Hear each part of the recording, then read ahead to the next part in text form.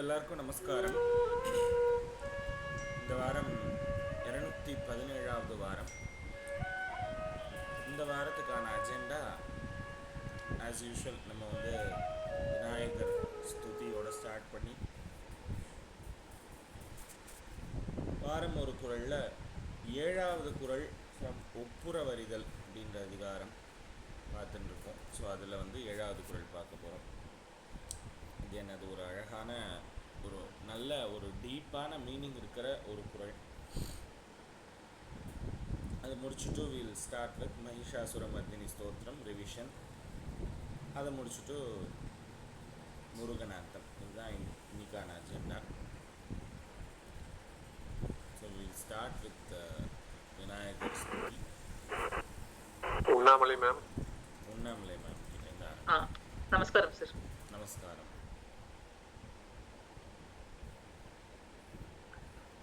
அடலருணை திருக்கோபுரத்தே அதன் வாயிலுக்கு வடவருகிற் சென்று கண்டுகொண்டேன் வருவார் தலையில் தடபடன வடுகுட்டுடன் சர்க்கரை முக்கிய கை கடதட கும்ப களிற்று கிளைய களிற்றினையே. அடலருணை திருக்கோபுரத்தே அதன் வாயிலுக்கு வடவருகிற் சென்று கண்டுகொண்டேன் வருவார் தலையில் தடபடன வடுகுட்டுடன் சர்க்கரை முக்கிய கை கடதட கும்ப களிற்று கிளைய களிற்றினையே. சித்தி விநாயக மூர்த்திக்கு ஜெய். இப்போ வாரம் ஒரு குறள்ல நம்ம ஒப்புரவறிதலை பார்த்துட்டு இருக்கோம். இந்த ஒப்புரவறிதல்ல அன்னைக்கு, அதாவது போன குறளுக்கு முன்னாடி குறள், அதாவது இது 7வது குறள். 5வது குறள் வரும்பொழுது நான் சொன்னேன் 5, 6, 7, 3 ஒரு சீக்வன்ஸில் இருக்கு. என்ன சீக்வன்ஸ்?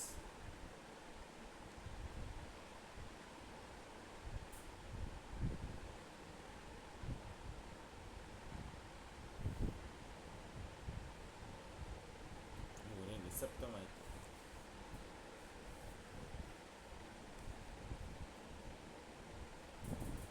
ஸோ ஒப்புரவாளனுக்கு கிடைக்கக்கூடிய ஒரு செல்வமானது எத்தகைய பயன்பாட்டை உடையது அப்படின்றது தான் நம்ம 5, 6, 7 இந்த 3 குறளையும் பார்க்குறோம்.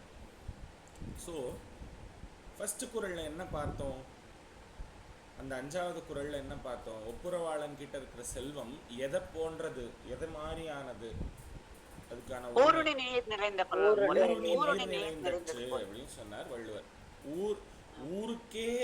ஊரே உண்ணும் நீர் போல அப்படின்னார். அந்த அளவுக்கு எளிமையாக எல்லாருக்கும் கொடுக்கக்கூடிய தன்மையை உடையதாக இருக்க வேண்டும் அப்படின்னு சொல்லி ஒப்புரவாளனுடைய செல்வம் அத்தகைய தன்மையை உடையது, தன்மையை பெற்றிருக்க வேண்டும் அப்படின்னு வச்சுக்கோம் அப்படின்னு சொன்னார் வள்ளுவர். ஓகே, அதுக்கு அடுத்த குறள்ல என்ன சொல்றார்? பயன் தரும் மரம் பழுத்தது போல. பயன் தரும் மரம் ஊருக்கு நடுவில் பழுத்தது போல. பயன் தரக்கூடிய மரம் ஊருக்கு நடுவில், அதாவது மரம் பழுக்கிறது அப்படிங்கிறது இப்போ சே ஃபார் எக்ஸாம்பிள் ஒருத்தர் வீட்டோட மரம்னா அது அவளுக்கு மட்டும்தான் சொந்தமாக இருக்கும். ஆனால் அந்த இடத்துல வள்ளுவர் என்ன போடுறாருன்னா, பயன் தரக்கூடிய மரம், எல்லோருக்கும் பயன் தரக்கூடிய மரம் ஊருக்கு நடுவில் பழுத்தார் போல. இப்போ எல்லாரும் எடுத்துக்கிற அளவுக்கு அது பழுத்தா மாதிரி அப்படின்னு சொல்லி அடுத்த குறள்ல சொல்றாரு. ஸோ இந்த 2 குறள்லையும் ஒப்புரவாளனுடைய செல்வம் இப்படிப்பட்டதாக இருக்க வேண்டும் அப்படின்னு சொல்லி இந்த 2 குறளையும் சொல்றாரு. அது கண்டினியூவேஷனாக அடுத்த குறள்ல இந்த விஷயத்தை சொல்ல போறார். அதுதான் இன்னைக்கான குறள், 7வது குறள். ஸோ இந்த 7வது குறளை பார்த்துட்டு அதனுடைய மீனிங் பார்க்கணும். குறள் யார் சொல்லணும்? கௌரிஜி.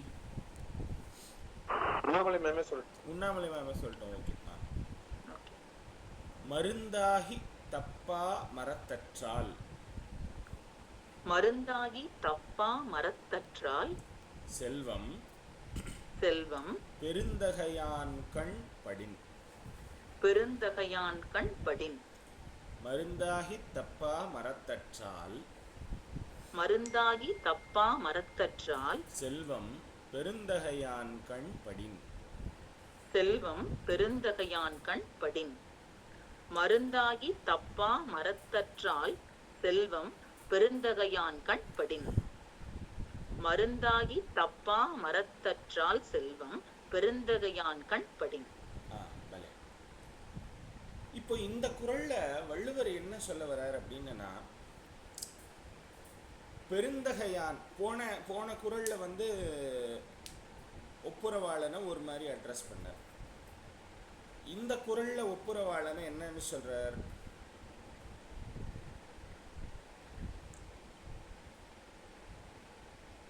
மிக்க பெருந்தன்மை உள்ள ஒரு மனிதன். பெருந்தகையான் அப்படின்னு சொல்றார். பெரிய தகைமையை உடையவன். யாரு? ஒப்புரவாளன். அவன் கண் படின். இந்த செல்வமானது அவன் கண் படின்னா அவன் பார்த்தா அப்படின்னு இல்லை. அவன்கிட்ட அந்த செல்வமானது இருந்தால் என்ன ஆகும் அப்படின்னா, என்ன சொல்றார் வள்ளுவர்?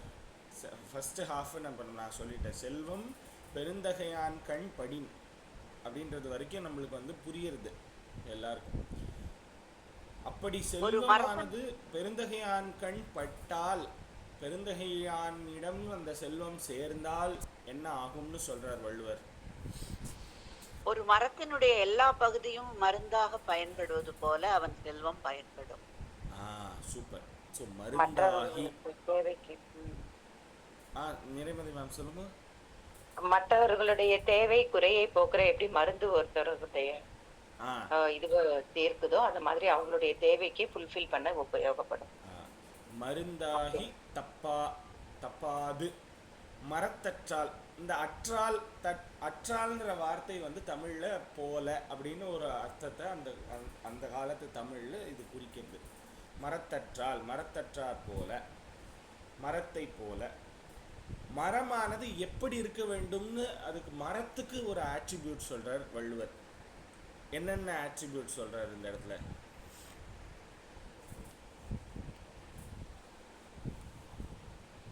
மரத்தினுடைய எல்லா பாகமும் இந்த இடத்துல அப்படிதானே வருது. அதான் மரமானது நம்ம இதுலயே திருக்குறள்ல எல்லாருக்கும் உதவும். மருந்தாகி மரமானது மருந்தாக அனைவருக்கும் உபயோகப்படும். ஸோ மருந்தாக இருக்க வேண்டும்.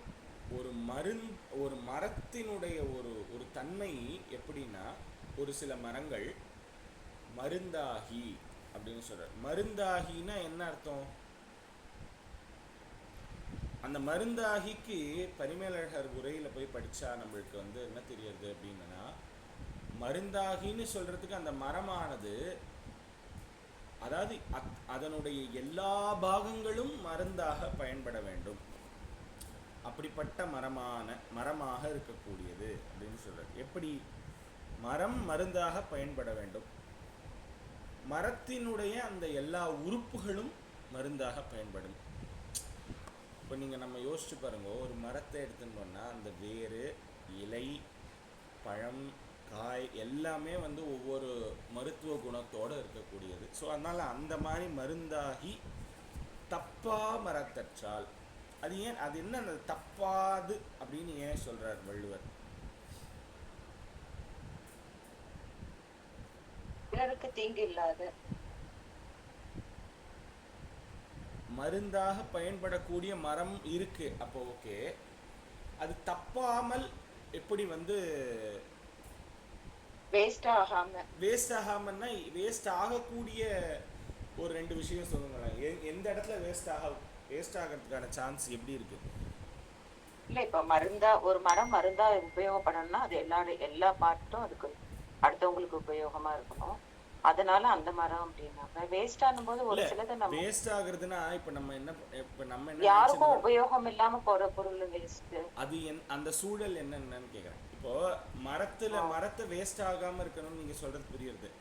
அதாவது நீங்க அந்த மரம் வேஸ்ட் ஆகாம இருக்கிறதுன்றது நம்ம ஒரு மேலோட்டமான அர்த்தம் எடுத்துட்டாலும், இப்ப நீங்க சொல்ற மாதிரி யாருக்கும் பயன்படக்கூடிய ஒரு சூழ்நிலை இல்லாமல் இருக்கிறதுன்னு ஒண்ணு இருக்கு இல்லையா? அது அந்த சூழ்நிலை என்னென்ன, எந்த மாதிரி? மரம் வந்து வேற எங்கேயாவது ஒரு காட்டுலயோ இதுலயோ அந்த மாதிரி இருந்ததுன்னா யாருக்கு பயன்படாது. பியூட்டிஃபுல் பயன் பியூட்டிஃபுல் அது வந்து ஏன்னா அது ஆக்சஸ் இருக்கணும், அது மரத்தை பலே வந்து ஓ இது கரெக்ட் கரெக்ட். பண்றது அதுதான் மெயின். ஆ அப்போ தப்பா அதாவது இப்போ அந்த ஊருக்கு கரெக்ட். நடுவில் காய்க்கக்கூடிய அந்த பழமரம் நம்ம போன குறள்ல பார்த்தது, அந்த மரம் ஒருத்தன் வீட்டுக்கு மட்டும் சொந்தமான மரமா இருந்ததுன்னு வச்சுக்கோங்களேன், யாருக்கும் பயன்படாது. இதுவே ஏதோ ஒரு காட்டுல எங்கேயோ இருக்கு, உச்சியில அந்த அதிகமான நெல்லிக்கனி கொண்டு வந்த மாதிரி ஔவையா இருக்கு, அந்த மாதிரி எங்கேயோ இருக்கு அப்படின்னு இருந்தாலும் அது பயன்படாது. சரியா? கரெக்டு தானே? Correct correct. கரெக்டு. அந்த மாதிரி வேற என்ன வேற என்ன வேற என்ன வேற எந்தெந்த இடத்துல அந்த மாதிரி இருக்கும்?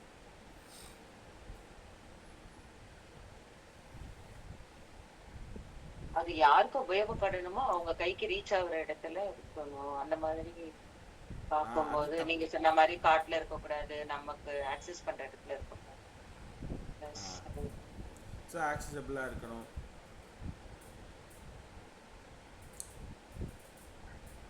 அப்புறம் வேற வேற என்ன மாதிரி பயன்படாமல் போறதுக்கு என்ன அந்த மாதிரியான மரத்து இருந்தா கூட நிறைய ரூல்ஸ் போட்டு அதை தொடக்கூடாது, அதை இது பண்ணக்கூடாது அப்படின்னு சொல்லிட்டு ஏதாவது அந்த மாதிரி சொன்னாலும் நம்ம வந்து பயன்படுத்த முடியாது. வந்து யாராவது அதாவது அந்த மரத்தோட இதை வந்து தெரிஞ்சுக்காம அதை பத்தி அறியாம வந்து ம் அத வந்து அந்த மரம் எப்படி பயன்படும்ன்ற ஒரு இதுவே தாட்டே அவளுக்கு கொஞ்சம் கூட இல்ல. கரெக்ட். ஆனா அந்த மரம் வந்து இருக்கணும், அத வந்து யாரும் தொடக்கூடாது, அது எதுவும் இது ஆனா பாதுகாப்பாங்க, தண்ணி விடுவாங்க, எல்லாம் பண்ணுவாங்க. ஆனா அத வந்து இன்னொருத்தர் தொடக்கூடாது, இன்னொருத்தருக்கு அது உபயோகமா இருக்கும்ன்றதே தெரியாம ஒரு மருந்துனே தெரியாம ignorance. மறைந்து இருக்கக்கூடியது, உபயோகம்ன்ற ஒரு ஒரு இதுவே தெரியாமல் இருக்கக்கூடியது. சூப்பர், மருந்துன்னு தெரியும். பியூட்டிஃபுல். அப்ப நம்ம எல்லாம் வந்து திருக்குறள்ல வந்து ஒரு Beautiful, நல்லா கிரேட் யோசிச்சிருக்காங்க. அப்கிரேட் ஆயிட்டோம் இப்போ நம்ம.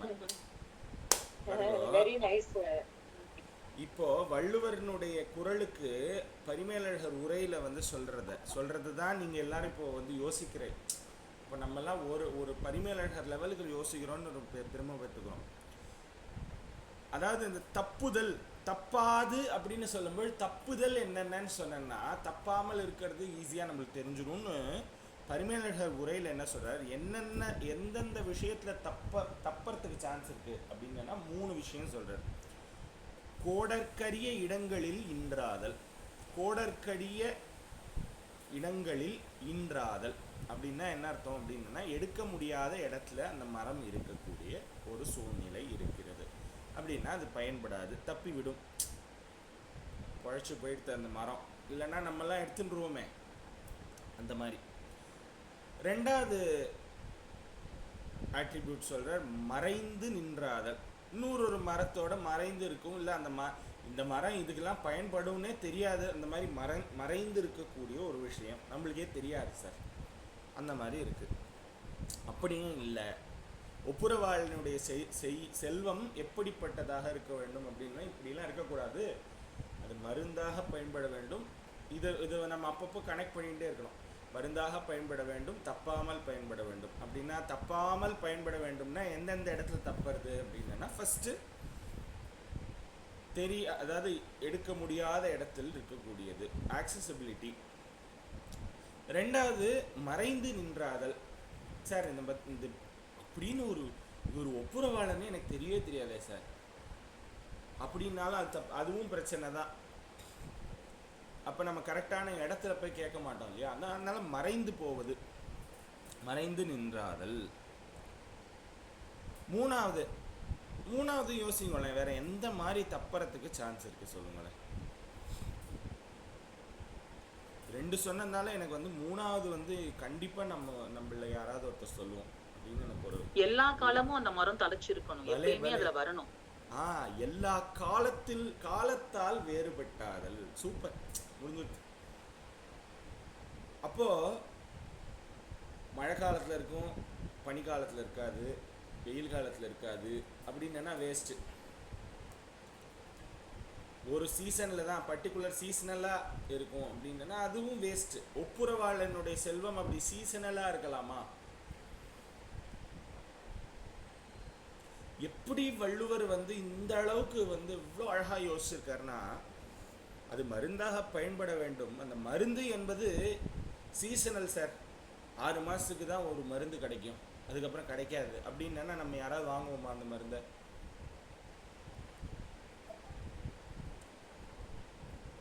ஸோ தப்பாது அப்படின்றதுக்கு ஒரு வார்த்தை, அந்த தப்பான்னு இருக்கிற ஒரு வார்த்தைக்கு எவ்வளவு அர்த்தங்கள் கொண்டு வர பாருங்க. அப்போ இந்த தப்புதல் இந்த மாதிரி 3 வகைப்படுறது அப்படின்னு சொல்லி சொல்கிறார். கோடற்கரிய இடங்களில் இன்றாதல், ஒன்று ஆக்சசபிலிட்டி, அதை சொல்கிறார். மறைந்து நின்றாதல், அது தெரியவே இல்லை சார் நம்மளுக்கு அப்படின்னு இருக்கக்கூடிய ஒரு இது. காலத்தான் வேறுபட்டாதல், இந்த 3ம் பயன்படாமை. ஸோ பயனில்லாத இந்த விஷயமாக ஒருவனுடைய இந்த ஒப்புரவாளனுடைய செல்வம் இருக்கக்கூடாது அப்படிங்கிறதுல வள்ளுவர் வந்து ரொம்ப கீனாக இருக்கார்.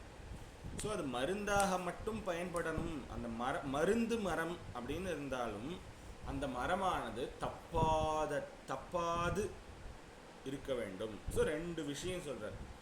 எல்லா பாகங்களும் அந்த மரத்தினுடைய எல்லா பாகங்களும் வந்து மருந்தாக பயன்பட வேண்டும். ஒன்று, அது தப்பாமல் இருக்க வேண்டும். இந்த தப்பாமல்னு வரும்போது அந்த 3 விஷயங்கள். இப்படி மரத்தற்றால் இப்படி இது போல இருக்க வேண்டும். எவனுடைய செல்வம்? ஒப்புரவாளனுடைய செல்வம். இதில் இன்னொரு பியூட்டி, இந்த 5, 6, 7 இந்த 3 குறளினுடைய பியூட்டி வந்து இன்னும் கொஞ்சம் நம்ம யோசிச்சு பார்த்தோம் அப்படின்னா, நீங்கள் ஒன்று நினச்சி பாருங்க,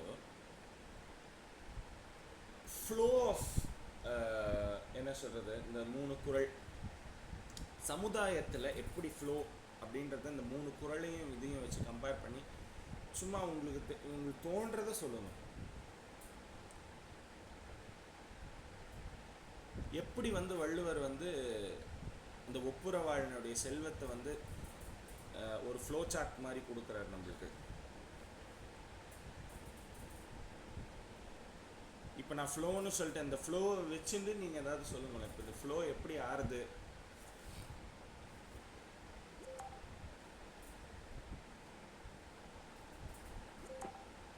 தனக்குன்னு வச்சுக்காம எல்லாருக்கும் கொடுக்கணும். தேவை அறிஞ்சு இந்த மருந்து அது வந்து என்னென்ன தேவையோ, லைக் ஒரு பேக்கேஜ் மாதிரின்னு சொல்லலாமான்னு தெரியல. எதுக்கு தேவையோ அது, இப்போ நோய் அப்படிங்கும் போது அதுக்கான மருந்து கொடுக்கணும் அப்படிங்கிற மாதிரி எந்த இடத்துல என்ன தேவையோ அத போய் கொடுக்கணும். அந்த மாதிரி இப்போ நான் அதை அப்படியே ஃபைன் டியூன் பண்ணிட்டே வரேன். அது யார்கிட்ட செல்வம் இருந்தா அது அந்த மாதிரி ஹெல்ப்ஃபுல்லா இருக்கும் அப்படின்னு அதுவும் சொல்றாரு. கரெக்ட். அதான் ஒப்புரவாளனுடைய செல்வம். கரெக்ட் அப்படி சொல்லுது. இப்போ ஊருக்கு தண்ணீர்ன்றது என்ன?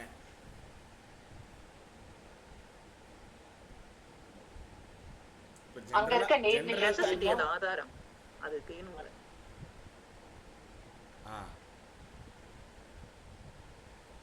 ஊருக்கு தண்ணீர், இப்போ நம்மளுக்கு ஊருக்குன்னு வச்சுருவேன், நம்மளுக்குலாம் எல்லாருக்கும் தண்ணீர் அப்படின்றது என்ன? அதுதான் மெயின். எல்லாமே பொதுவான ஒரு என்ன சொல்றது, அடிப்படை தேவைன்னு வச்சுக்கோங்க. தண்ணி இல்லாம யாராவது உயிர் வாழ முடியுமா? முடியாது. அப்போ அடிப்படை தேவையை ஒரு ஒப்புரவாளன் என்பவன் ஒரு சமுதாயத்தில் அடிப்படை தேவையை வந்து பூர்த்தி பண்ணணுமா அப்படின்னா, ஃபர்ஸ்ட் சொல்ற ஊரினி நீர் நிறைந்தற்று, ஊருக்கு நீர் தருவதை போல ஒப்புரவாளனுடைய செல்வம் இருக்க வேண்டும். ஃபர்ஸ்ட் கரெக்டா? சூப்பர். அது அப்படியே அடுத்த குறளுக்கு வாங்க. பழம் உண்ண உணவு வேணுமே. அதான் அது உணவு எல்லாமே வந்து பேசிக் நீட்லயே வந்துடும், ஃபர்ஸ்ட் குறள்லயே வந்துடும். பழம்ன்றது எல்லாருக்கும் அந்த அந்த சுவையான பழங்கள் அப்படின்றது எல்லாருக்கும் கிடைக்குமா? பழம் சாப்பிட்றது அப்படின்றது ஒரு ஆடம்பரத்தை குறிக்கக்கூடிய ஒரு விஷயமாக இருக்கும். இப்போ நம்மெல்லாம் வந்து என்ன சொல்கிறது, சாப்பிட்டுட்டு பழம் சாப்பிட்றது அப்படின்னா அது வந்து எல்லாரும் சாப்பிட்டுட்டு பழம் சாப்பிட்றாளா? இல்லை, சில பேருக்கு அது வந்து ரொம்ப ஆதாரமாக இருக்கக்கூடிய ஒரு விஷயம். தேவைக்கு மாதிரி அடுத்து வருது. இந்த நெக்ஸ்ட் காலத்துல ஸ்டேஜ். ஒரு பழன்றது வந்து இப்போ நம்ம 1 கிலோ ஆப்பிள் வாங்கினோம்னா நம்மளுக்கே தெரியும் ஓரளவு ஒரு 300-400 ரூபா இருந்தால் தான் நம்ம ஒரு 1 கிலோ ஆப்பிள் வாங்க முடியுது. ஸோ இந்த மாதிரி இப்போ பழம்ன்றது ஒரு ஆடம்பரமா மாறிடுதா இல்லையா? வாழைப்பழம் எளிமையானது தானே. வாழைப்பழம் எளிமையா கிடைக்கிறது, ஓகே. சுவையான இந்த பழங்கள் காலத்துலயாவது வாங்க முடியும் சார். அந்த காலத்துலதான் அந்த மாதிரி எல்லாம் யோசிச்சு கூட பார்க்க முடியாது. இந்த காலத்துலயே அட்லீஸ்ட் நிறைய பேருக்கு வந்து நல்ல இப்ப இது வருமானம் இருக்கிறதுனால ஓரளவுக்கு வாங்கக்கூடிய இது இருக்கு. எல்லார் வீட்லயும் ஆமா, முக்காவாசி வாங்குறா. பட் நிச்சயம். அப்பெல்லாம் நினைச்சு கூட பார்க்க முடியாது. நானே சின்ன வயசுல இருந்த போது ஆப்பிள்லாம் வந்து என்னைக்கா ஒரு நாள் தான் வாங்குவாளே தவிர அந்த மாதிரி ஒரு இதுல வளரல சூழ்நிலையில. சொல்ற மாதிரி வாழைப்பழம் ஈஸியா வந்து விலை மலிவா இருக்கிறது அந்த மாதிரி தான் வந்து வாங்க முடிஞ்சது. அந்த ஆ மாதிரி ஒரு இது இருந்தது. பட் இப்ப வந்து கொஞ்சம் நிறைய மாறி இருக்கு. கரெக்ட் அது கரெக்ட் இப்போ மாதிரிதான் மாறி எனக்கு இருக்கு தோன்றுது. உண்மை. இப்போ இப்போ அப்படி வச்சுப்போமே, இப்போ பழம்ன்றது வந்து ஒரு ஆடம்பரம், அது ஒரு சீசனல். இப்போ பழம்ன்றது சீசனலாக ஆயிடுது. சீசனல் பழம் தானே. இப்போ மாம்பழம்னா எல்லா காலத்துலையும் மாம்பழம் கிடைக்கிறது இல்லையே. இப்போ பழம்ன்றது ஓரளவுக்கு ஒரு ஆடம்பரம்னு வச்சுப்போமா? ஆமா, வசதி இல்லாதவாளால வாங்க கட்டாயம். முடியாது. ஆமா. ஸோ அடிப்படை கிடையாது, அது அடிப்படைக்கு கொஞ்சம் மேலேன்னு வச்சுப்போமா? ஆமா. கரெக்ட். சரி, இப்போ எல்லாரும் என்னோட இருக்கு. அப்போ ஒரு அடிப்படை தேவையை மனிதன் அந்த ஒப்புரவாளன் பூர்த்தி பண்ண வேண்டும் முதல் குறள்ல சொல்றார். அதுக்கு அடுத்த குறள்ல இந்த இடத்துல என்ன சொல்றார்? ஆடம்பர தேவைகளுக்கும் சில நேரம் ஒப்புரவாளன் என்பவன் அவனுடைய செல்வத்தை கொடுத்தாக வேண்டும். ஏன் சார், எப்படி ஆடம்பரத்துக்காக ஒருத்தன் செலவு பண்ணலாமா? திருவள்ளுவர்கிட்ட போய் கேட்கணும். அப்போ நம்ம நினச்சி பார்க்கணும். இப்போ ஃபார் எக்ஸாம்பிள், அதாவது என்ன சொல்கிறது, ஒரு ஒரு ஒரு ஊரில் ஒரு கிராமத்தில் ஒரு திருவிழா, கோவில் திருவிழா இருக்குது. ஏதோ ஒரு திருவிழா இருக்குது. இப்போ அந்த ஒரு திருவிழாவில் ஒரு நாதசுர கச்சேரி வைக்கணும், ஒரு பாட்டு கச்சேரி வைக்கணும், ஒரு கரகாட்டம் வைக்கணும், ஒரு ஒயிலாட்டம் வைக்கணும், என்னமோ ஒரு அந்த மாதிரி ஒரு நிறைய இது வைக்கணும். ஒரு சின்ன குழந்தைகளுக்கெல்லாம் ஒரு இது பண்ணுற மாதிரி ஒரு ரங்கராட்டம் வைக்கணும். இந்த மாதிரிலாம் இருக்குதுன்னு வச்சுக்கோங்களேன். இதெல்லாம் ஒரு மனிதனுக்கு அடிப்படை தேவையா? இதுக்காகலாம் ஒப்புரவாளன் அவனுடைய செல்வத்தை வந்து கொடுக்கணுமா? இல்ல, தேவையில்லை. அது வந்து ஒரு மகிழ்ச்சியா வச்சுக்கிறதுக்கு அப்படின்னு சொல்லலாம். பலே. நீங்க அந்த நேரத்துல அது தேவை தானே. அது அடுத்தது வந்து ஒரு பிளஷர் அப்படின்னு வச்சுக்கலாம். ஸோ இப்போ வள்ளுவர் சொல்றார், அதுக்கும் தேவை, ஒரு சமுதாயத்துக்கு அதுவும் தேவைங்கிறார் வள்ளுவர். இப்போ ஒரு ஆடம்பரம் கொஞ்சம் தேவைதான். இப்போ அதாவது ஊரே பட்டினி கிடக்கு, அது அவளுக்கு ஒரு திருவிழா வந்து தேவையா அப்படின்னா அதுவும் தேவை. அதாவது ஒப்புரவாளனுடைய செல்வம் அதற்கும் பயன்பட வேண்டும். அதனால ஒரு 4 பேர் சாப்பிடுவான். அதனால ஒரு ஒரு ஒரு என்ன சொல்கிறது, எல்லாருக்கும் ஒரு லைஃப் ரொம்ப மெக்கானிக்கலாக இருந்துகிட்டே இருந்ததுன்னு வச்சுக்கோங்களேன், அது வாழ்க்கையின் சுவாரஸ்யம் அப்படி போகாது. ஸோ அப்போ வந்து அவனுக்கு ஒரு கலர் தேவைப்படுறது அப்படின்னா அவன் ஸோ அந்த ஒரு சேஞ்ச், ஸோ அந்த ஒரு சேஞ்சுக்காகவும் அந்த ஆடம்பர செலவுக்காகவும் அதை செய்யத்தான் வேண்டும். ஸோ அப்போ அந்த சமுதாய இதை வந்து இப்படி ஒரு சில பேர் இன்டர்பிரேட் பண்ணாலும், நான் என்ன நினைக்கிறேன்னா, ஊர் கூடி அந்த ஒரு தேர் திருவிழாவோ ஏதோ ஒரு விஷயமோ அப்போ அந்த ஒரு பாண்டிங் எல்லாருக்கும் கிடைக்கிறது பாருங்க. ஸோ அப்போ வந்து நல்ல ஒரு இணக்கம் அந்த சமுதாயத்தில் ஏற்படுகிறது. அப்படின்றதுனால அந்த ஆடம்பர செலவுகளும் வேணும். அந்த ஆடம்பர செலவுகளையும் செய்வதற்கும் அந்த ஒப்புரவாளனுடைய செல்வமானது பயன்படத்தான் வேண்டும், அதுக்கும் தயாராக இருக்க வேண்டும். ஸோ ஒப்புரவாளனுடைய செல்வம் எதுக்கெல்லாம் தயாராக இருக்கணும் அப்படின்னா, முதல்ல அடிப்படை தேவை, அப்புறம் கொஞ்சம் ஆடம்பர தேவைகளுக்கும் அது வந்து தயாராக தான் இருக்க வேண்டும், கொடுக்கணும். அதுக்கப்புறம் ரொம்ப ஆடம்பரம் ரொம்ப இன்க்ரீஸ் ஆகிடுதுன்னு வச்சுக்கோங்களேன் வாழ்க்கையில், அந்த ஆடம்பரம்ன்றது நோயாக மாறும். அந்த நோய்க்கு மருந்தாகவும் அந்த ஒப்புரவாளனுடைய செல்வம் இருக்க வேண்டும் அப்படிங்கிறது தான் தான் இந்த அடுத்த குறள்லையும் சொல்றார் வள்ளுவர். ஸோ ஆடம்பரம் ஒரு இடத்துல இன்க்ரீஸ் ஆகும் பொழுது, சினிமா எல்லாராலையும் பார்க்க முடியுமா? ஆனால் சினிமா என்ன சொல்கிறது, சினிமாவுக்கும் செலவு பண்ணக்கூடிய எல்லாரும் இருக்கோம். அப்போ என்ன ஆகுது, ஒரு காலகட்டங்களில் ஒரு சில பேருக்கு சினிமா தான் கதி அப்படின்னு இருக்கக்கூடிய ஒரு நிலைமை வரும். ஸோ இந்த மாதிரி அதுவும் ஒரு விதமான நோயாகத்தான் பார்க்கப்படுகிறது. இது நான் சும்மா ஒரு எக்ஸாம்பிளாக சொல்கிறேன். ஸோ அந்த மாதிரி ஒரு ஆடம்பர தேவைக்காக நாம் வந்து அதில் போய் நம்ம வந்து என்ன சொல்வா,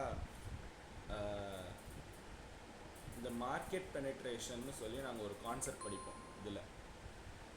ஸோ என்ன பண்ணுறதுன்னு தெரியாமல் வந்து அந்த ஒரு கூட்ஸ் இதில் வந்து நம்ம வந்து காசு போட்டுட்டே இருப்போம். அந்த மாதிரி ஒரு இது அந்த சூழ்நிலை, அந்த மார்க்கெட்டுக்கு ஏற்ற மாதிரி நம்ம இது பண்ணுவோம்னு வச்சுக்கோங்க. அந்த மாதிரி ஸோ அடிக்ஷன்னு சொல்லலாமா? Addiction, exactly. ஸோ அந்த ஆடம்பரத்துக்கான அடிக்ஷனாக மாறிடும். அந்த அடிக்ஷன் ஆனது ஒரு நோய். அந்த நோய்க்கு மருந்தாகவும் டி அடிக்ஷன் சென்டராகவும் இருக்க வேண்டும். அப்படி இந்த 3 குறளையும் இப்படி ஒரு கனெக்ஷன் போட்டு பார்த்தா, ஃபஸ்ட்டு வந்து ஒரு பேசிக் நீடையும் வந்து ஒரு ஒப்புரவாளனுடைய செல்வம் வந்து அதுக்கு முதலும் பயன்பட வேண்டும், ஆடம்பரத்துக்காகவும் பயன்பட வேண்டும். இந்த ஆடம்பரம் என்பது ஒரு கட்டத்தில் அது அந்த பிரேக் ஈவன் அது மேலே போகும்பொழுது அதை அடக்கிறதுக்கு அந்த நோயாக மாறி அந்த நோயை வந்து அடக்குவதற்கும் மருந்தாக அவனுடைய செல்வம், பெருந்தகையானுடைய செல்வம் பயன்படும் அப்படின்னு சொல்கிறார். பயன்படும்ன்ற வள்ளுவர். ஸோ அந்த மாதிரி இருக்கக்கூடிய ஒரு ஒப்புரவாளனாக நாம் இருக்க வேண்டும் அப்படின்றது தான் அது அடுத்த இது எல்லாத்தினுடைய தாற்பயம் என்னன்றனா, ஒப்புரவு செய்தல் அப்படின்றது தானே, ஒப்புரவு அறிதல் தானே நம்ம படிக்கிறோம். அப்போ வந்து ஒப்புரவு ஆளனுடைய ஒரு செல்வம் இப்படி பயன்படும் அப்படின்னா நம்ம அந்த ஒப்புரவாளனாக மாறுவதற்கு நாம் என்ன பண்ணணும்னா அடுத்து நம்ம யோசிக்கணும். சரி, இந்த 7 குறளில் இத்தனை பார்த்துட்டோம். அடுத்த குறளில் வள்ளுவர் என்ன சொல்ல போறார் அப்படின்றதுக்கு ஒரு பூர்வ பீடிகை நான் இன்னைக்கு தரேன்.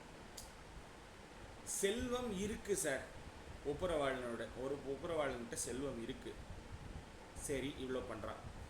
சப்போஸ் அதே செல்வம் ஒப்புரவாளன்கிட்ட எல்லா நேரங்களிலும் எல்லா காலங்களிலும் இருக்குமா? ஒரு மனுஷன்கிட்ட கிடையாது. செல்வம்ன்றது வந்துட்டு போகக்கூடியது, நிலை இல்லாத ஒன்று. அப்போ அந்த செல்வம் குன்றி இருக்கும் காலத்தில், செல்வம்ன்றது குறைஞ்சி இருக்கிற காலத்தில் ஒப்புரவாளன் எப்படி இருக்க வேண்டும்ன்றதை 8வது குறளில் சொல்ல போகிறேன். ஸோ இதுதான் வந்து இந்த 7வது குறளோட இன்னைக்கு நம்ம இந்த 3 குறளோட என்னுடைய ஒரு கனெக்ஷன்.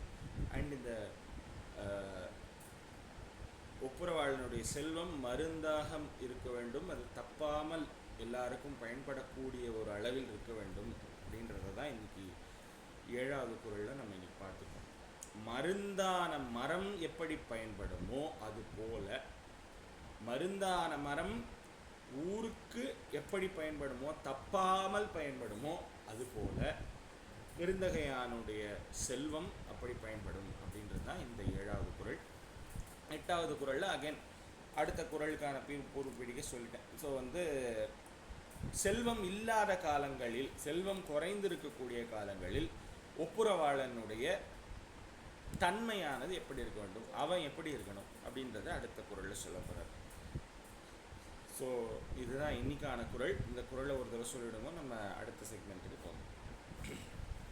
மருந்தாகி தப்பா மரத்தற்றால் செல்வம் பெருந்தகையான் கண் படின். மருந்தாகி தப்பா மரத்தற்றால் செல்வம் பெருந்தகையான் கண் படின். பலே பலே, எஸ்.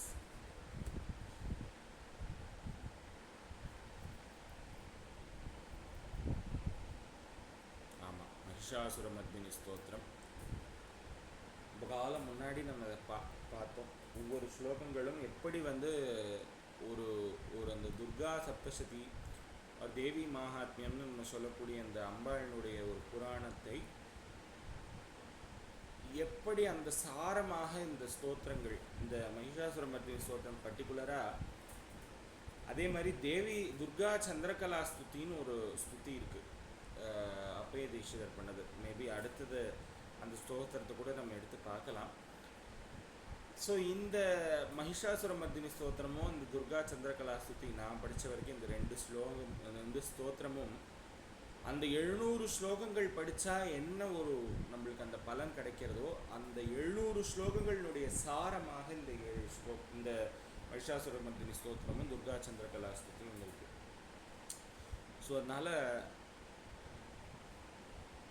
இந்த ஹீரோ ஹோல்டா ஆடில் சொல்கிற மாதிரி மூணும் ஒன்றுக்கு ஒன்று சளைச்சதில்லை அப்படின்பாங்க. இந்த மாதிரி மகிஷாசுரமர்தினி ஸ்தோத்திரமோ துர்கா சந்திரகலா ஸ்துதியோ துர்கா சப்தசதியோ 700 ஸ்லோகங்கள் சொல்ல வேண்டிய இடத்துல இந்த மகிஷாசுரமர்தினி ஸ்தோத்திரம் சொன்னால் அதுக்கான பலன் நிச்சயம் உண்டு.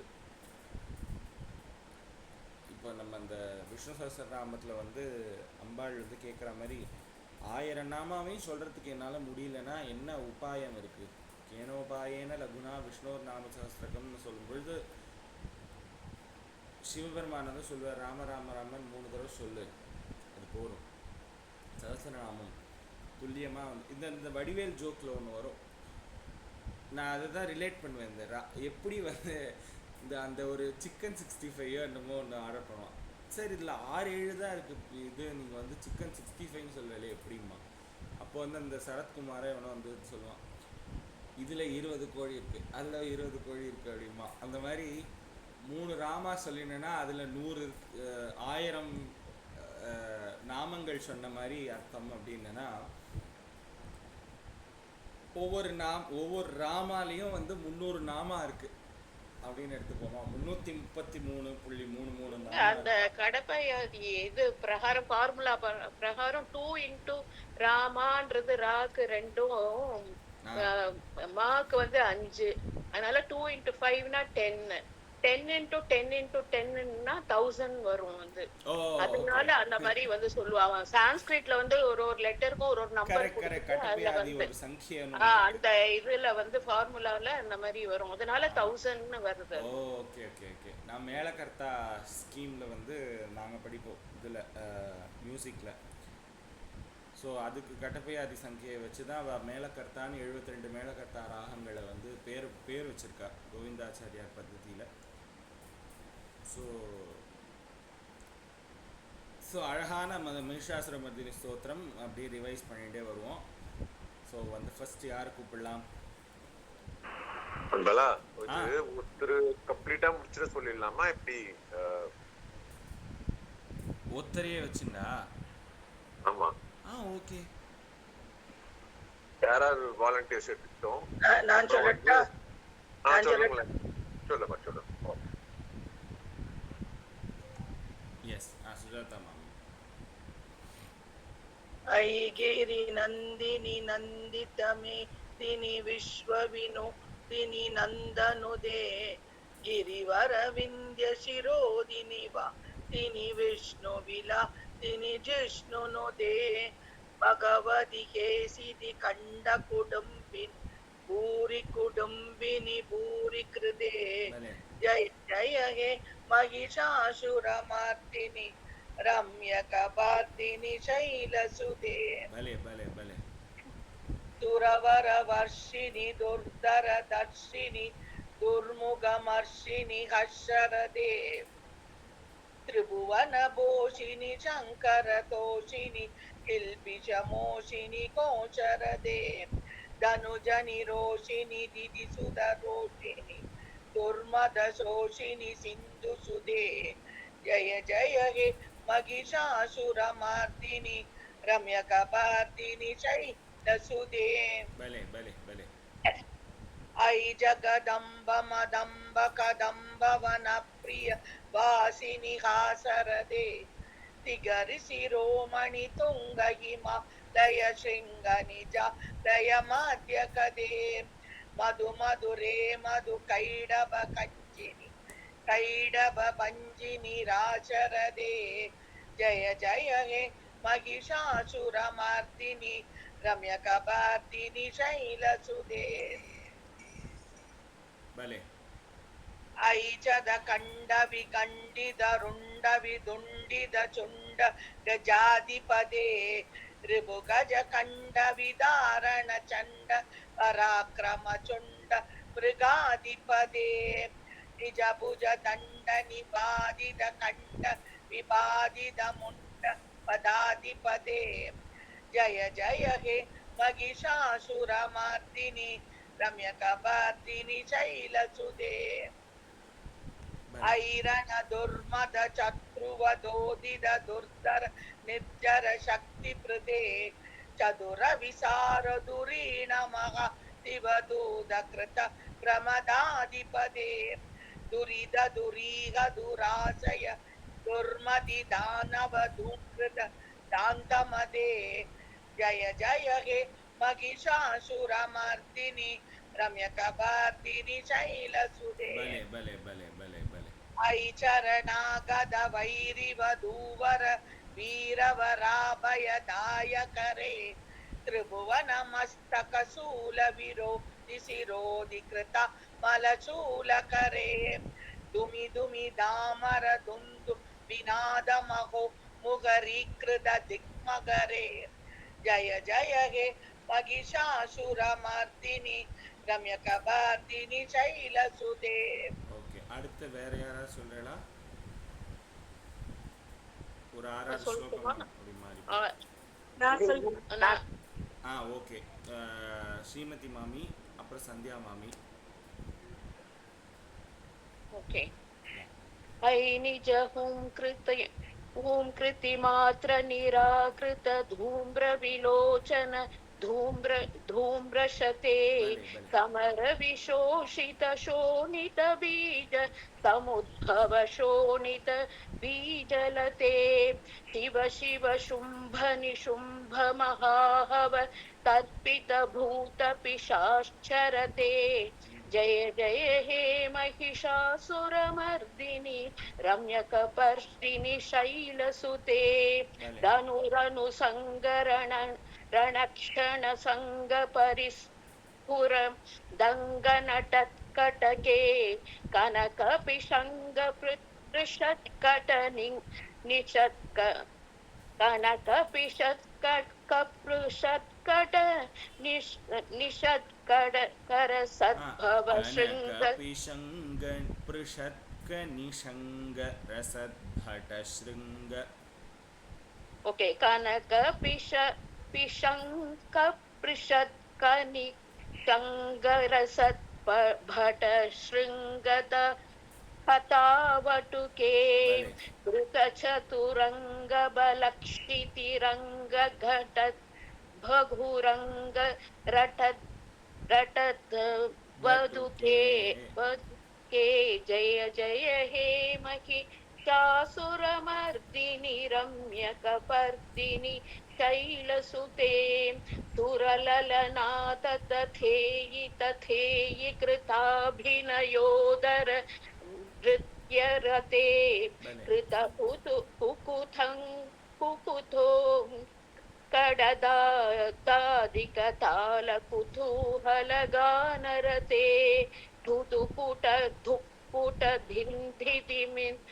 धिन्धिमिति ध्वनि धीर मृदंग निनादरते जय जय हे महिषासुरमर्दिनि रम्यकपर्दिनि शैलसुते.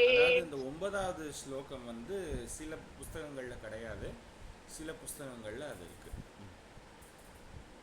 जय जय जप्य जये जय शब्द परस्तुति तत्पर विश्वनुते भण भण भिञ्चिमि भिङ्कृत नूपुर सिञ्चित मोहित भूतपते नटित नटार्ध नटी नटनायक नाटित नाट्य सुगानरते जय जय हे महिषासुरमर्दिनि रम्यकपर्दिनि शैलसुते ऐ सुमनस्सु मनस्सु मनस्सु मनस्सु मनोहर कान्तियुते कृत रजनी रजनी रजनी रजनी रजनीकर वक्त्रवृते सुनयन विभ्रमर भ्रमर भ्रमर भ्रमर भ्रमराधिपते जय जय हे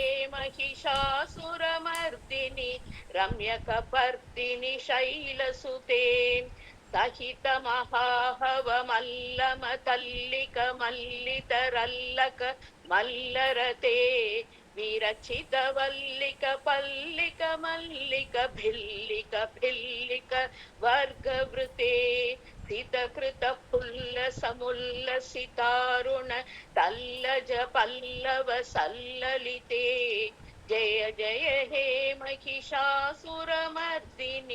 रम्यकपर्दिनि शैलसुते. Thank you. भले भले. संध्या वरदराजन मैम. आविरल कंड कलन्मद मेघुरमत्त मदंग जराजपते त्रिभुवन भूषण भूत कलानिधिरूपभयोनिधिराजसुते आयि सुदधी जनलाल समानस मोहन मन्मदराजसुते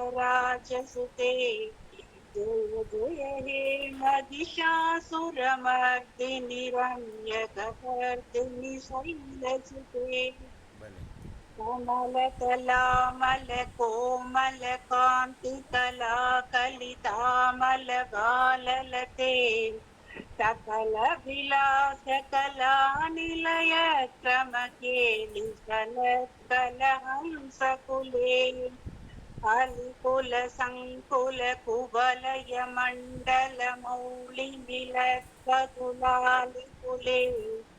जय जय हे महिषासुरमर्दिनि रम्यकपर्दिनि शैलसुते करमुरलीरव बीजित कूजित लज्जित कोकिल मंजुमते पुलित पुलिंत मनोहर कुंजित रंजित शैल निकुंजले जदिन भूत महासबरी गण सद्गुण संप्रत केलितले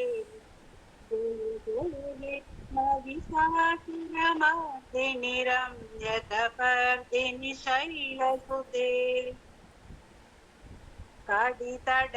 कडितडपीदकुल विचित्रसंगविते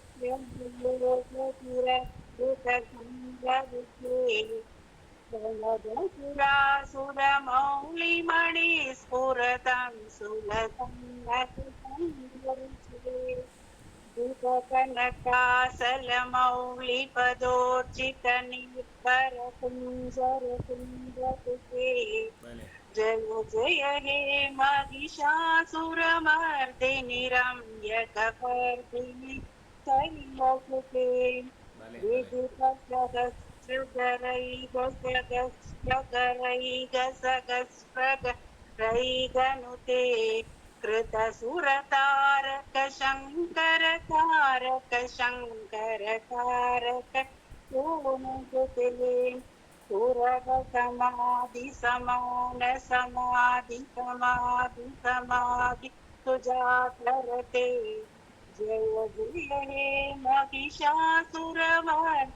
रम्यकपर्दिनि शैलसुते पादकमलं करुणानिलये वरिवस्यति योऽनुदिनं स शिवे अयि कमले कमलानिलये कमलनिलयस्सकरं न भवेत् तव पदमेव परं पदमित्यनुशीलयतु मम न शिवे जय जय हे महिषासुरमर्दिनि रम्यकपर्दिनि शैलसुते कनकल सिंधु जलैरनुसिञ्चिनुदे गुणरङ्गभुवम् भजति सतीन सतीकुचकुम्भकडी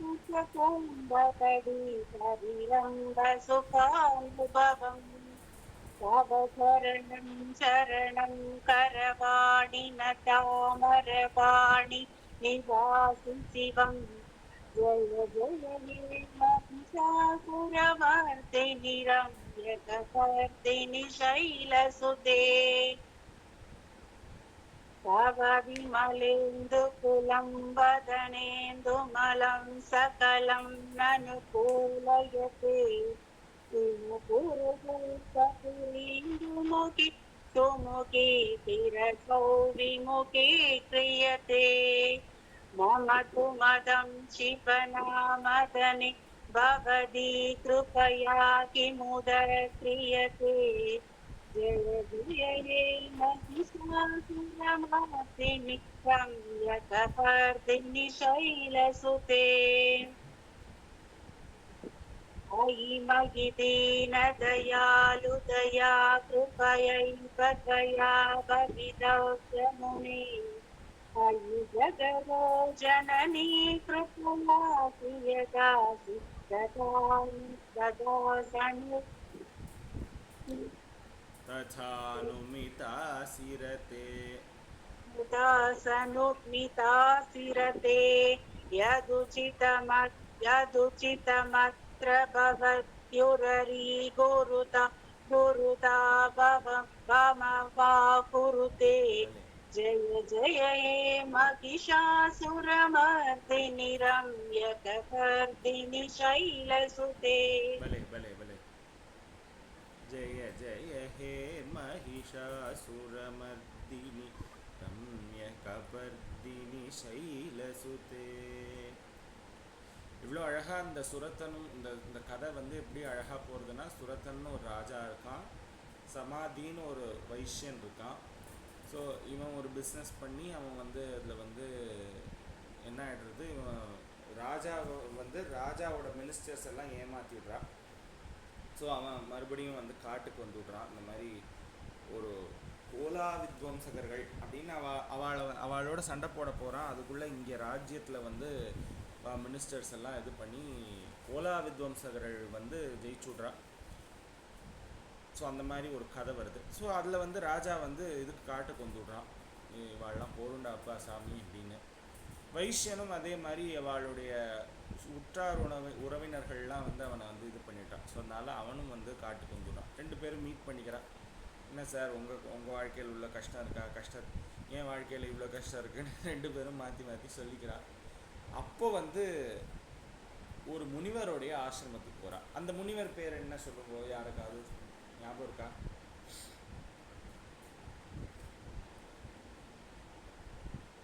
இப்படிலாம் திடீர்னு குவிஸ் எல்லாம் கேட்டேன்னா என்ன பண்ணுறது?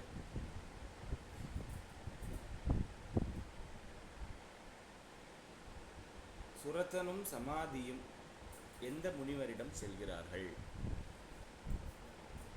Quiz time. இது தேவி மகாத்மியத்துல வர தேவி மகாத்மியம் தான். அச்சா அந்த முனிவர்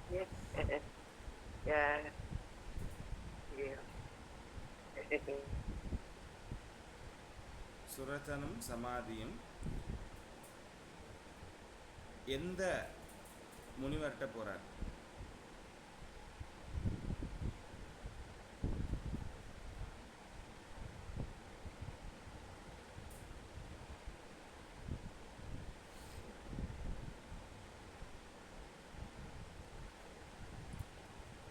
க்ளூ தரேன். அந்த முனிவர் பேர் வந்து சு அப்படின்ற ஒரு சப்தத்தில் ஆரம்பிக்கும். சுகரா? சுகர் இல்லை.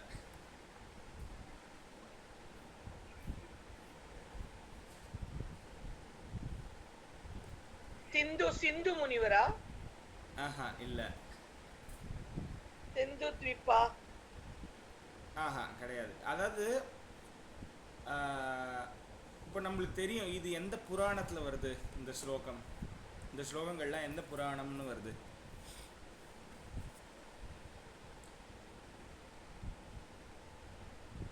இது கதைக்குள்ள கதை இல்லையா? ஸோ வந்து மார்க்கண்டேயர் அப்படின்ற ஒரு மகரிஷி வந்து இந்த கதையை சொல்கிறார். யாருக்கு? அவருடைய சிஷ்யர்களுக்கு சொல்கிறார். ஸோ இந்த மார்க்கண்டேய புராணத்தில் இந்த ஸ்லோகங்கள் வருது. சரி, அடுத்த கிளாஸுக்கு யார் அந்த முனிவர்னு? சுகபிரமமா? சுகபிரம்மம் கிடையாது, அதான் சு அப்படின்னு ஆரம்பிக்கும். 2 தடவை கேட்டெல்லாம் நான் சொல்லிட்டேன்.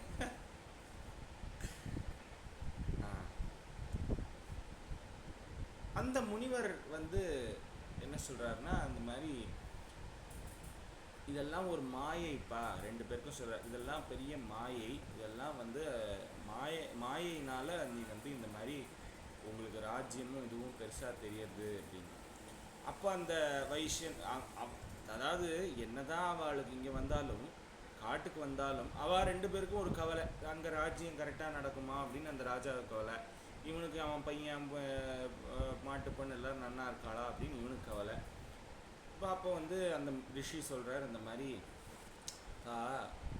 எல்லாம் மாயை, மாயினால தான் நீங்கள் எப்படி இருக்கு. என்ன சார் சொல்கிறார், மாயைனா என்ன அப்படின்னும் பொழுது அந்த மகரிஷி சொல்கிறார், மாயையினால் பகவான் விஷ்ணுவே வந்து பிரச்சனையில் இருந்தார், நீங்கள்லாம் எம்மாத்திரம் அப்படின்னு சொல்லி அந்த ஃபஸ்ட் அத்தியாயத்தில் அவர் சொல்கிறார். இந்த மாதிரி மது கைட்டபன் அப்படின்னு 2 அசுரர்கள் மகாவிஷ்ணு வந்து யோக நித்ரையில் இருக்கிறதுனால அந்த அவருடைய காது அழுக்கிலிருந்து வந்த 2 அசுரர்கள் மது கைட்டபன்.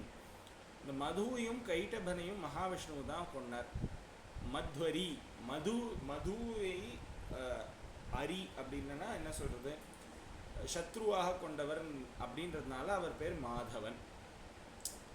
மாதவனுக்கு நிறைய மீனிங் இருக்குது. ஸோ வந்து பகவான் மகாவிஷ்ணு தானே கொண்டார், அவருடைய சரித்திரத்தை நீங்கள் எப்படி இதில் சொல்லலாம் அப்படின்னா அதற்கும் அவர் எக்ஸ்பிளனேஷன் தரார். அதாவது என்ன சொல்கிறது, மகாவிஷ்ணு தான் கொன்னார் அவ 2 பேரையும், அசுரர்களை அழித்தார். பட் அந்த மகாவிஷ்ணுவுக்கு உந்துதலாக இருந்தவள் யோக மாயை அப்படின்னு சொல்லி இந்த மாயை அம்பாளை பற்றி அவர் வந்து சொல்ல வர்றார். ஸோ இந்த மாயையானவள் யோக நித்ரையில் இருக்கக்கூடிய பகவான் மகாவிஷ்ணு கிட்டேருந்து வெளியில வந்து அவரை எழுப்பி சுமேதஸ் முனிவர். ஸோ அந்த முனிவர் வந்து சொல்றார், இந்த மாதிரி மாயையினால பகவான் மகாவிஷ்ணுவே அப்படி இருந்தார், பிரம்மாவோ அந்த அசுரர்களோட 5000 வருஷம் போர் பண்ணி அந்த அசுரர்கள் வந்து நல்லா போர் பண்ணுறானே மகாவிஷ்ணு, சரி அவனுக்கு ஏதாவது வரம் கொடுப்போன்னு அசுரர்கள் கேட்குறா. அதுக்கு பகவான் மகாவிஷ்ணு சொல்கிறார், இவாளை வந்து உங்களை அழிக்கிறதுக்கு நீங்கள் எனக்கு வந்து வரம் கொடுங்கன்னு சொல்லி வாங்கி அவளை தொடக்கி நடுவில் வச்சு அழிச்சார் அப்படின்னு சொல்லி மது கைட்டபனுடைய ஒரு மகாத்மியத்தை சொல்கிறார். ஸோ இவாளுக்கு ரொம்ப இன்ட்ரெஸ்டிங்காக இருக்குது. ஓஹோ, அம்பாள் இவ்வளோ ஒரு கருணையானவளா, இவ்வளோ விஷயங்கள் பண்ணியிருக்காளா, அந்த மாயை அம்பாளை பற்றி எங்களுக்கு சொல்லுங்க அப்படின்னு சொல்லி ஒவ்வொரு மது கைட்டபன் அப்புறம் சும்பன் நிசும்பன் எல்லாரும் அதில் முன்னொரு காலத்தில் அம்பாள் வந்து பார்வதியாக அவதரித்த போது இமவானுடைய அந்த இமாலயத்தில் அவர் இருந்தபோது அப்படின்னு சொல்லி ஆரம்பித்து ஒரு சீக்வென்ஷியலாக சொல்கிறார். அப்போது வந்து ஒவ்வொருத்தனாக வரான். ஃபஸ்ட்டு அந்த தூம்ரலோச்சனன்னு ஒருத்தன் வரான், அப்புறம் மகிஷாசுர வதம் நடக்கிறது, அதுக்கப்புறம் மது கைட்டபனுக்கு அப்புறம் மகிஷாசுர வதம். மகிஷாசுரனோட வதம் முடிச்சதுக்கப்புறம் தான் இவாளுக்கு ரொம்ப இன்ட்ரெஸ்டிங்காகி இன்னும் சொல்லுங்க அப்படின்னும் பொழுது சும்ப நிசும்பன் 2 பேர் இருந்தா, சாரி சும்ப நிசும்பன் 2 பேர் இருந்தா, அவளை அழிச்ச சரித்திரத்தை சொல்கிறேன்னு சொல்லி சும்ப நிசும்பருக்கு கீழே வேலை பார்த்த சண்டன் முண்டன், ஸோ இந்த மாதிரி நிறைய பேர் உன்னுடைய இது எல்லாத்தையும் சொல்லிகிட்டே வரும்போது ஃபஸ்ட்டு தூம்ரலோச்சனன் அம்பாள் வந்து தூம்ரலோச்சனன் அதாவது சும்ப நிசும்பனுக்கு கீழே வேலை பார்த்தவன் இந்த தூம்ரலோச்சனன். ஸோ இந்த தூம்ரலோச்சனன் வந்து என்ன பண்ணுறான், நீ வந்து பிடிச்சி அவளை இழுத்துன்னு வா அப்படிங்கும் பொழுது அவன் போகிறான். அவளை பிடிக்கிறதுக்காக அம்பாளை தொடறதுக்காக இப்படி வரான். அம்பாள் ஒரு ஹும்காரத்தினால அவன் வந்து அழிஞ்சு போயிடுறான். இந்த மாதிரி அதுக்கப்புறம் ரத்த பீஜன் வரான், அதுக்கப்புறம் வந்து சண்டன் முண்டன் வரான், அதுக்கப்புறம் வந்து சும்ப நிசும்பனை அழித்து அம்பாள் தேவர்களை எப்படி காத்தா, தேவர்கள் எல்லாரும் எப்படி ஸ்துதி பண்ணா, இதெல்லாம் சொன்னது வந்து இந்த தேவி மகாத்மியம். இந்த அத்தனை ஸ்லோகங்களினுடைய எல்லா ஒரு ரெஃபரன்ஸும் இந்த பர்டிகுலர் மகிஷாசுர மர்தினி ஸ்தோத்திரத்தில் வர்றது ரொம்ப சிறப்பு. நீங்கள் எல்லா இடத்தையும் பாருங்க, அந்த தூம்ர விலோச்சன தூம்ரஷதே, தூம்ர விலோச்சனா வதம் வந்துருக்கு. அதுக்கப்புறம் வேற யார் இருக்கு? சிவ சிவ சும்ப நிசும்ப மகாஹவ தர்ப்பித பூத பிசாச்சரதே. ஃபெரோஷியஸாக இருக்குது இந்த ஸ்லோகம். அத்தனை பேர், அத்தனை சரித்திரமும் இதில் வந்து இந்த ஒரு 21 ஸ்லோகங்களில் அடங்குது. 700 ஸ்லோகங்கள் படிக்கிறது எல்லாராலையும் ரொம்ப கஷ்டமான ஒரு விஷயம். இந்த ஸ்லோகங்கள் நிறைய பேர், சில பேர் வந்து ஆதிசங்கர் எழுதுறது சொல்கிறா, சில பேர் வந்து மோஸ்ட் ஆஃப் த பீப்புள் நான் படித்த வரைக்கும் தெனாலிராமன் ஒருத்தர் இருந்தார், நம்மளுக்கு தெரியும். தெனாலிராமன் கதைகள்லாம் நம்ம படிச்சிருக்கோம். இந்த தெனாலி ராமகிருஷ்ணர் அப்படின்றவர் தான் வந்து இந்த ஸ்லோகங்களை எழுதினார் அப்படின்னு சொல்லி நம்ம கிளாஸில் படிக்கும்போது பார்த்தோம். ஸோ இந்த மாதிரி இந்த ஸ்லோகங்கள் இதனுடைய ஒரு இன்னும் ஒரு ஹையர் வெர்ஷன், இதுவாவது கொஞ்சம் நம்மளுக்கு புரிகிற மாதிரி, ஓரளவுக்கு புரிகிற மாதிரி இருக்குது. இதனுடைய ஹையர் வெர்ஷன் ரொம்ப என்ன சொல்கிறது, ஹைலி இன்டெலெக்சுவலாக இருக்கக்கூடிய இன்னொரு ஸ்லோகம் என்ன அப்படின்னா துர்கா சந்திரகலா ஸ்துதி. மேபி அம்பாளினுடைய அனுகிரகம் இருந்ததுன்னா நம்ம அதையும் வந்து அடுத்த ஒரு சில ரிவிஷன் கிளாஸஸ்லாம் இப்போ நம்ம முடிச்சுட்டு நிறைய ஸ்லோகங்கள் எடுத்தாச்சு. ஸோ அதெல்லாம் வந்து ரிவைஸ் பண்ணிவிட்டு அதுக்கப்புறம் நம்ம அந்த துர்கா சந்திரகலா ஸ்துதியை பார்ப்போம். ஸோ இந்த 700 ஸ்லோகங்களுடைய சாரமாக இருக்கக்கூடியது மகிஷாசுர மர்தினி ஸ்தோத்திரம். இது நிறைய பேருக்கு தெரியும். இந்த ஃபஸ்ட்டு ஒரு 5 ஸ்லோகங்கள்லாம் ரொம்ப நன்னாவே தெரியும் சில பேருக்கு. ஸோ அந்த ஐகிரி நந்தினின்னு சொன்னாலே நம்மளுக்கு வந்து அந்த ஒரு நல்ல கூஸ் பம்ஸாக இருக்கக்கூடிய ஒரு ஸ்லோகம், நல்ல மெட்டு இல்லையா? ஸோ அதனால் வந்து ஸோ அதில் 21 ஸ்லோகங்களும் நம்ம பார்த்துருக்கோம். ஸோ அடுத்து நான் வந்து என்ன கேட்குறேன்னா, சப்போஸ் இந்த மாதிரியான ஒரு ஸ்லோகங்கள், இந்த மாதிரி ஸ்லோகங்கள் இருக்குது சார், இது வந்து ரொம்ப வந்து தெரியாத ஒரு ஸ்லோகம், இதை எடுக்கலாமே அப்படின்னு ஏதாவது சஜஷன்ஸ் இருந்ததுன்னா தாராளமாக வெல்கம். ஸோ ஆனால் பெரிய நாராயணியம் அளவுக்கு கொண்டு வர வேண்டாம். ஆனால் நாராயணியத்தில் ஒரு சில தசகங்கள் இருக்குது, இந்த தசகம் எடுத்தால் நல்லாயிருக்கும். ஏன்னா இதில் வந்து நாராயணியத்துலேயுமே நம்மளுக்கு வந்து ஒரு என்ன சொல்கிறது, நரசிம்மாவதாரம்னு தனியாக இருக்கும். இந்த மாதிரி ஒரு சில வாமனாவதாரம், நிருசிம்மாவதாரம்லாம் இந்த மாதிரிலாம் இருக்குது. ஸோ அந்த தசகம் மட்டும் எடுக்கலாம், இது ரொம்ப அழகாக இருக்கும் அந்த தசகம் அப்படின்னு சொல்கிறவா சஜஷன்ஸ். ஏன்னா நாராயணியம்லாம் கற்றுண்டவா இங்கே நிறைய பேர் இருக்கா. ஸோ அந்த மாதிரி ஏதாவது கற்றுக்கணும் அப்படின்னு எதுவாக இருந்தாலும் வந்து you can just put it up to us. So அது வந்து நம்ம கொஞ்சம் கொஞ்சமாக எடுத்துன்னு போவோம். ஏன்னா அதாவது என்ன சொல்கிறது, நம்ம ஒன்று நினச்சிட்டு இருப்போம் எப்போவுமே. நான் வந்து திங்க் பண்ணுறது அப்படி தான். ஏன்னா வந்து சில பேருக்கு ஒரு சில விஷயங்கள் கற்றுக்கணுன்னு ரொம்ப ஆசையாக இருக்கும். ஆனால் அதுக்கான ஒரு மேடையோ அதுக்கான ஒரு ஆப்பர்ச்சுனிட்டியோ நம்மளுக்கு கிடைக்காம இருந்துக்கலாம். ஸோ அந்த மாதிரி நம்ம வந்து நம்ம க்ரியேட் பண்ணிப்போம். எதாவது கற்றுக்கணுன்னா இந்த மாதிரி எதாவது பர்டிகுலராக நம்மளுக்கு எதாவது கற்றுக்கணும் அப்படின்ற மாதிரி இருந்ததுன்னா யோசித்து எனக்கு வந்து ஒரு மெசேஜாக போடுங்க. நம்ம வந்து கன்சிடர் பண்ணி நம்ம அடுத்தடுத்த செஷன்ஸில் அதையும் எடுத்துக்க ட்ரை பண்ணலாம்.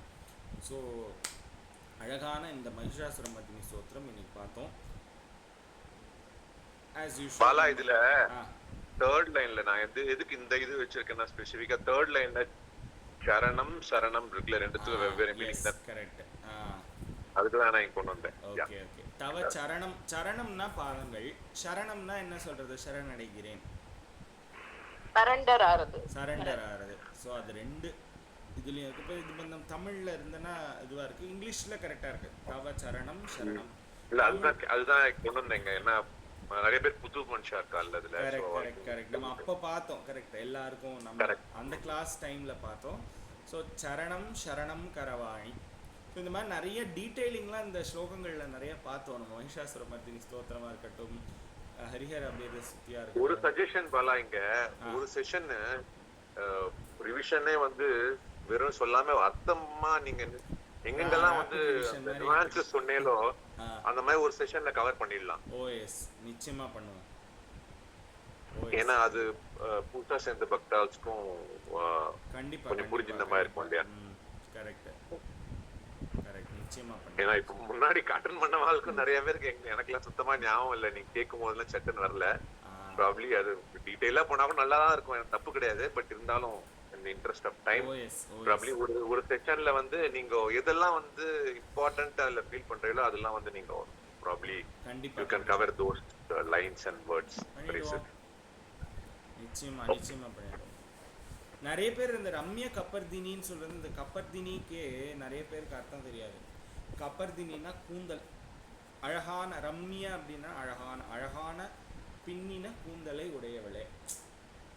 இப்போ நம்ம என்ன நினச்சி பார்க்குறோன்னா, இதை அம்பாள் வந்து நல்லா அப்படி நல்லா பின்னிண்டு சூப்பராக ஜடை வச்சுண்டு ஒரு பின்னல் பண்ணிண்டு குஞ்சலம்லாம் வச்சுண்டு அழகாக நின்றுண்டு அந்த மாதிரி ஒரு நினச்சி பார்த்துக்கணும். ஸோ அந்த மாதிரி ரொம்ப அழகான ஸ்லோகம். நிச்சயமாக நம்ம அதனுடைய மீனிங்கை வந்து நெக்ஸ்ட்டு கம்மிங் செஷன்ஸில் நம்ம ஒரு ரெண்டு செஷன் 3 செஷனாக வச்சுட்டு நம்ம கவர் பண்ணிப்போம். ஸோ அழகாக பார்ப்போம்.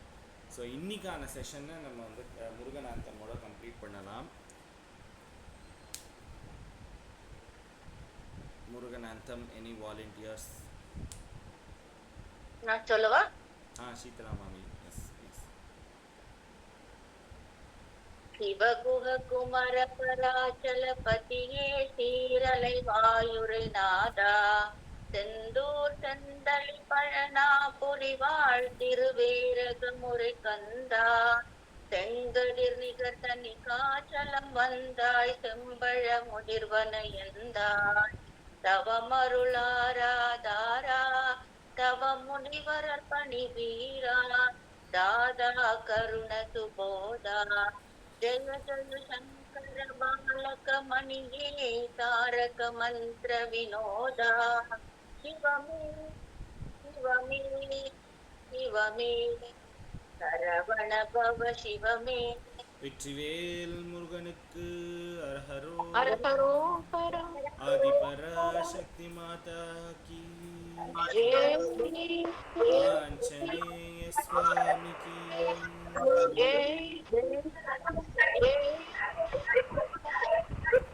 தேங்க்யூ. நமஸ்காரம்.